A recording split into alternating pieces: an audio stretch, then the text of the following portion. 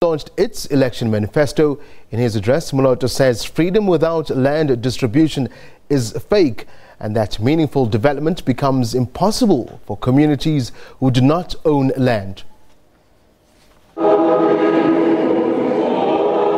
PAC seeking divine intervention before the general elections, bishops and priests praying for the PAC and the whole nation.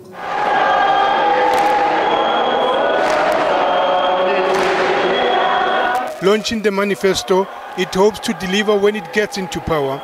It includes land, education, youth development, anti-crime and corruption, housing and health. The PAC committed itself to returning land to its rightful owners and ensuring equitable redistribution of land. If the land question is not resolved, the future of this country is doomed. The new generation do not have the future. Because where are they going to settle? How are they going to make their lives? You cannot have freedom that does not have land in it. The PAC called on the chiefs and kings to join hands with them in returning land to the people when it gets voted into power. We'll work with them to reorganize the lives in this country. And if the PAC is voted to power, it will give them more land. On the economy and unemployment, PAC says people mainly affected are the youth. The PAC will, if voted into power, create a youth ministry for purposes of developing the potentials. We are not going to promise people employment by others.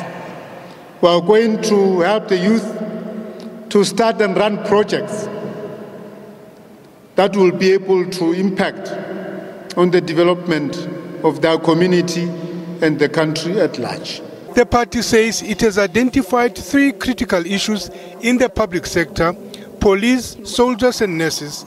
It says if voted to power, people in these categories will be exempted from paying tax, for they risk their lives daily to help communities. On education, the PAC said it will introduce new quality education that will compete with other developed countries. Regarding women empowerment, the PAC says it will promote and advocate education for girls, expose women to business and incubation centers. All future projects in its government includes women. Also at this event, the PAC celebrated the life of its legendary leader, Robert Sobukwe.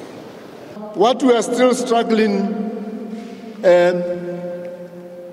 to discover or to get hold of today is his voice.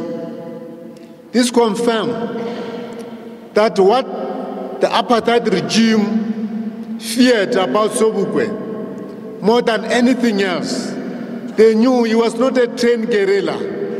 They knew he did not have guns with him. But yet they feared him and they viewed him as a very dangerous individual in this country. Moloto says whilst many parties have a tendency to use voters only during election time, it was crucial that citizens take elections seriously.